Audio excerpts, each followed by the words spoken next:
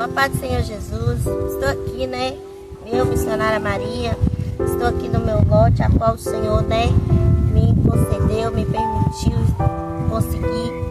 Eu gostaria de pedir você, aquele que pode ajudar com um bloco, um saco de cimento, qualquer quantia, poder estar abençoando, para a gente estar construindo a minha casa, e que Deus, eu creio que o Senhor, Ele vai retribuir para a tua vida 10 vezes mais, você semeando para construir mais um sonho, que eu creio que o Senhor, Ele vai abençoar a sua vida, assim como você vai ser um canal de bênção para estar abençoando a minha.